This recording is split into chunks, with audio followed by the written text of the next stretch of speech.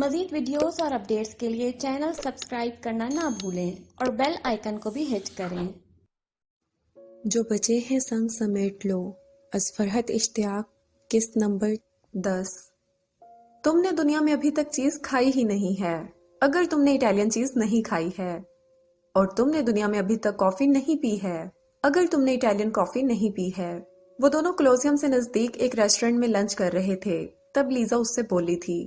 Restaurant کے باہر shade میں لگی میزوں میں سے ایک پر وہ دونوں بیٹھے ہوئے تھے، اٹالین پنیر اور زیتون کے مزیدار ذائقے والا ہاتھ سے تیار کیا پاستا کھاتے ہوئے وہ لیزا کی بات دلچسپی سے سن رہا تھا۔ وہ اپنی اسی ٹون کو برقرار رکھتے ہوئے ایک پل کا ڈرامائی وقفہ دینے کے بعد مزید بولی، اور تم ابھی تک دنیا میں کسی سچے آرٹسٹ سے نہیں ملے ہو اگر تم لیزا محمود سے نہیں ملے ہو۔ وہ بے ساختہ کہکا لگا کر ہنسا۔ تم خود اپنی کتنی تعریفیں کرتی ہو۔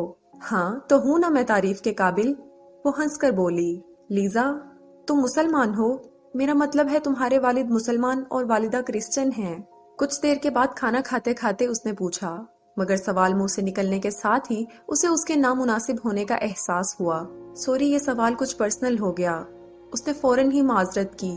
نہیں، یہ سوال مجھے تو پرسنل نہیں لگا، وہ سنجیدگی سے بولی۔ میں مسلمان ہوں سکندر، اس لیے نہیں کہ میرے پاپا مسلمان ہیں، بلکہ اس لیے کہ میں نے خود اپنے لیے اس مذہب کو چنا ہے۔ جب ماں اور باپ الگ الگ مذاہب سے ہوں تو بچے خود اپنے لیے کسی بھی مذہب کو چن نہیں پاتے۔ میرے ساتھ بھی ایسا ہی تھا۔ میرے لیے نہ اسلام کی کچھ خاص اہمیت تھی نہ عیسائیت کی، یوں سمجھ لو میں بس نام کی مسلمان تھی۔ مگر 9/11 نے دنیا میں جہاں بہت کچھ تبدیل کر دیا، وہاں میرے جیسے نوجوان نسل کے لڑکے اور لڑکیوں کو، جن کے لیے ان کا اسلامی تشخص کچھ خاص اہمیت نہیں رکھتا تھا، بہت کچھ سمجھا گیا۔ جب 9/11 کا واقعہ رونما ہوا، میں 18 سال کی تھی، ایک کنفیوز سی نوعمر لڑکی، جس کے لیے اپنی ماں یا باپ میں سے کسی ایک کے مذہب کو چننا دشوار کام تھا، جس کے لیے مذہب ایک ثانوی چیز تھی۔ مگر پھر جب میں نے اپنے ساتھ، اپنے جیسے بہت سے نام کے مسلمانوں کے ساتھ، ان کے محض اسلامی نام یا اسلام سے سرسری سے تعلق کی وجہ سے امتیازی سلوک ہوتا دیکھا، تب جیسے میں چونک سی گئی تھی۔ لندن میں میری بہت سی دوستوں اور ملنے والوں نے مجھے میرے پاپا کے مسلمان ہونے کی وجہ سے جب چھوڑ دیا یا مجھ سے کھنچے کھنچے رہنے لگے، تب پہلی بار میرے دل میں خواہش جاگی کہ جس مذہب کے خلاف دنیا بھر میں اس قدر نفرت پھیلائی جا رہی ہے، جسے ختم کر دینے کو سارا مغرب در پہ ہے، وہ در حقیقت ہے کیسا۔ پھر میں نے اسلام کو سمجھنے اور جاننے کی کوشش کی، اور میں نے اسے بہت روشن خیال اور فطرت سے قریب پایا۔ میں نے اسلام کو جاننے اور سمجھنے کے بعد اپنی مسلم شناخت برقرار رکھی ہوئی ہے سکندر۔ اسے لیزا کے مسلمان ہونے کا سن کر خوشی ہوئی تھی۔ اسے اب یہ بھی سمجھ میں آ رہا تھا کہ اس کے ساتھ پیزا یا پاستا کچھ بھی کھاتے ہوئے لیزا گوشت کی جگہ سبزیوں یا مچھلی سے بنی ڈش کا انتخاب کیوں کرتی ہے، اور اس کا لباس چاہے جتنا بھی مغربی وضع کا ہو مگر جسم کو مکمل طور پر ڈھانپے ہوئے کیوں ہوتا ہے۔ تم پاکستان سے ہونا سکندر؟ کھانا کھا لینے کے بعد وہ دونوں وہیں بیٹھے کافی پی رہے تھے، ڈارک سٹرونگ کافی، بغیر کریم یا دودھ کے، خالصتاً اٹالینز کی طرح۔ کافی کا گھونٹ لیتے ہوئے لیزا نے اچانک اس سے پوچھا، نیشنلٹی کا پوچھ رہی ہو تو وہ امریکن ہے، ہاں تعلق کی بات کرتی ہو تو وہ میرا پاکستان ہی سے ہے۔ اس نے سنجیدگی سے جواب تو دے دیا، مگر وہ کچھ بے چین سا ہوا تھا۔ وہ لیزا کے مزید اپنی ذات سے متعلق کسی سوال سے کترا رہا تھا۔ وہ اس کے ساتھ سخت رویہ نہیں رکھنا چاہتا تھا، مگر وہ اپنے بارے میں کچھ بتانا بھی نہیں چاہتا تھا۔ تمہارے پاپا بھی تو پاکستان سے تعلق رکھتے ہیں، مگر تمہیں اردو نہیں آتی؟ اس نے جلدی سے گفتگو کا رخ لیزا کی طرف موڑ دیا۔ اسے اندازہ تھا وہ باتونی لڑکی اب اس موضوع پر اور پھر اس موضوع سے کچھ اور بات نکال کر کہیں سے کہیں پہنچ جائے گی۔ کس نے کہا مجھے اردو نہیں آتی؟ مجھے اردو آتی ہے۔ میں اردو کے بہت سارے لفظ بول سکتی ہوں، خبیث، ذلیل، کمینہ، الو کا پٹھا، مجھے سارے لفظ آتے ہیں۔ وہ اس کے اردو ذخیرہ الفاظ پر ہونک بنا اسے منہ کھولے دیکھ رہا تھا۔ وہ یہ جملہ اردو میں بولی تھی۔ اس کی اردو کھڑی کھڑی اطالوی لہجے والی اردو تھی۔ تمہیں یہ اردو آتی ہے؟ گالیاں، پتہ ہے جو لفظ تم نے بولے ہیں یہ سب کے سب گالیاں ہیں، بہت خراب گالیاں۔ وہ اسے لا علم سمجھ کر سنجیدگی سے انگریزی میں سمجھانے لگا، مگر اسے حیرت کا شدید ترین جھٹکا لیزا کو سر اس بات میں ہلاتا دیکھ کر لگا۔ ہاں مجھے پتا ہے، پاپا نے تو ہمیں کبھی اردو نہیں سکھائی، مگر ہماری نینی بچپن میں مجھ سے اور میری بہن سے چونکہ اردو میں بات کرتی تھی تو ہم دونوں ہی نے اردو سیکھ لی تھی۔ میرا تلفظ اور لفظوں کی ادائیگی صاف نہیں ہے، مگر اردو مجھے پوری آتی ہے۔ تمہاری نینی تم لوگوں کو گالیاں سکھاتی تھی؟ نہیں، یہ گالیاں تو میں نے اور سیم نے خود سے فرمائش کر کے سیکھی تھیں۔ اسکول میں ہمیں کسی پر غصہ آتا یا لڑائی ہو جاتی تو ہم اسے یہ لفظ بول دیا کرتے تھے۔ ایک بار میرے ایک کلاس فیلو سے میری اور سیم کی لڑائی ہو گئی تو اس سے بدلہ لینے کے لیے کچھ دنوں بعد ہم نے اسے جا کر بتایا کہ تم الو کے پٹھے ہو۔ اس کا مطلب ہماری زبان میں یہ ہے کہ تم بہت جینیس اور سمارٹ ہو۔ پتہ ہے پھر ساری کلاس کے سامنے اپنی قابلیت جھاڑنے کے لیے، یہ بتانے کے لیے کہ اسے بہت ساری زبانیں آتی ہیں، اس نے خود اپنے منہ سے پوری کلاس کے سامنے میں الو کا پٹھا ہوں کہا تھا۔ تب مجھے اور سیم کو بہت مزہ آیا تھا۔ بعد میں ہم دونوں خوب ہنسے تھے، وہ فخریہ انداز میں بتا رہی تھی۔ مگر مجھے تو کوئی خوشی نہیں ہو رہی کہ وہ لڑکی جو تازہ تازہ میری دوست بنی ہے وہ ٹرک ڈرائیوروں والی اردو ووکیبلری رکھتی ہے۔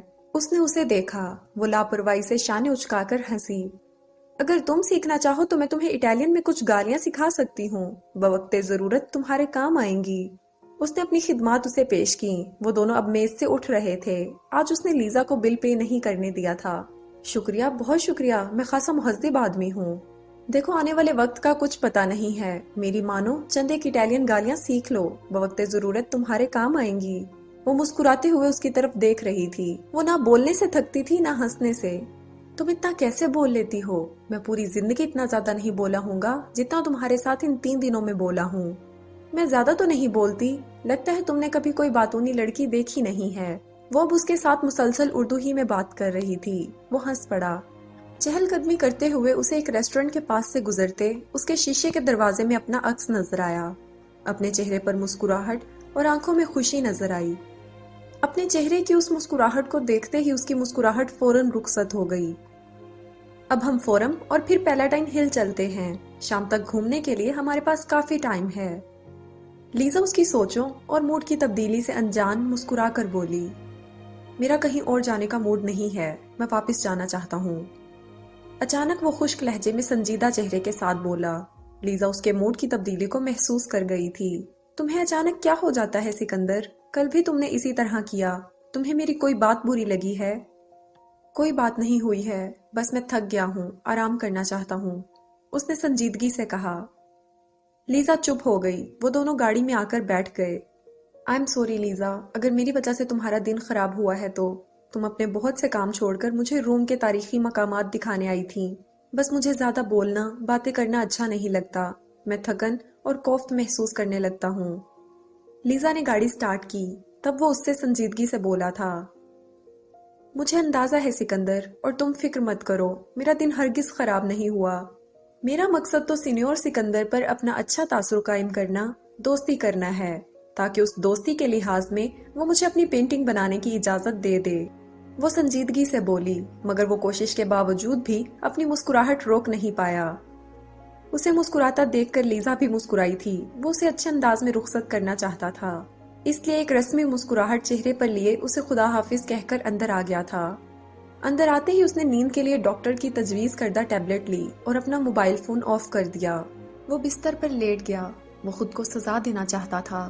وہ ارادتاً اپنے ان ڈراؤنے خوابوں کو دیکھنے کے لیے سو جانا چاہتا تھا جو اس کی طبیعت کو کئی دنوں تک نہ ڈھال رکھا کرتے۔ 3 دن سے خوش ہونے اور کہکے لگا کر ہنسنے کی کم سے کم سزا بھی یہ خواب ہی ہو سکتے تھے۔ یہ ہو نہیں سکتا تھا کہ وہ سوئے اور اسے وہ ڈراؤنے خواب نظر نہ آئے، پھر وہ سو کر اٹھے تو اسے اعصابی درد نہ ہو رہا ہو۔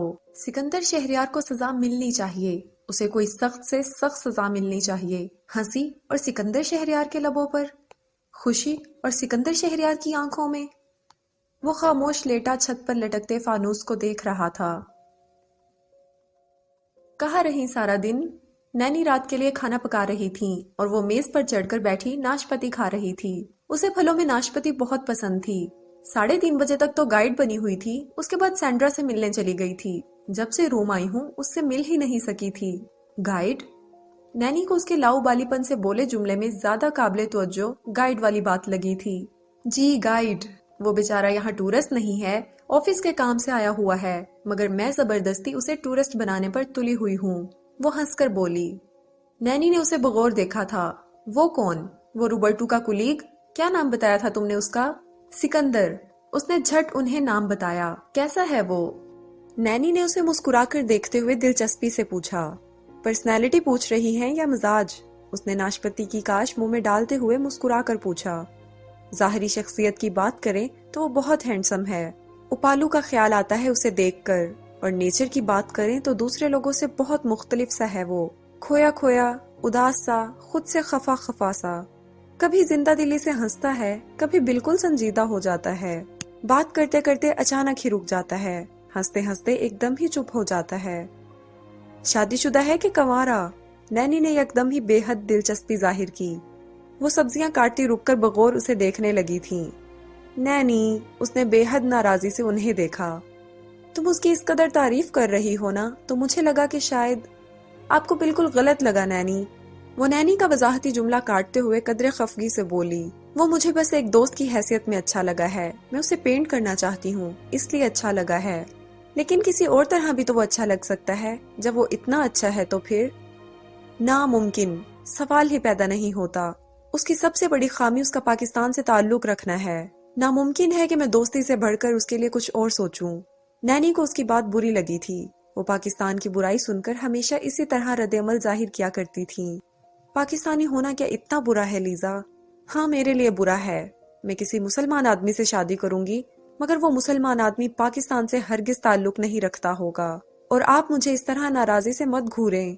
آپ خود کون سا پاکستانی ہیں؟ گزشتہ 24 سالوں سے آپ اٹالین ہیں۔ ایسا پہلی بار نہ ہوا تھا۔ وہ برملا پاکستانی مردوں کو برا کہا کرتی تھی، اور نینی اس کے برا کہنے پر ہر بار یوں ہی بدمزہ ہوا کرتی تھی۔ پاکستان کے خلاف یہ ساری نفرت سیم نے تمہارے اندر ڈال دی ہے لیزا، انہوں نے خفگی سے کہہ کر دوبارہ سبزیاں کاٹنا شروع کر دی تھیں۔ پاکستان کے خلاف یہ ساری نفرت پاپا نے میرے اندر ڈالی ہے نینی۔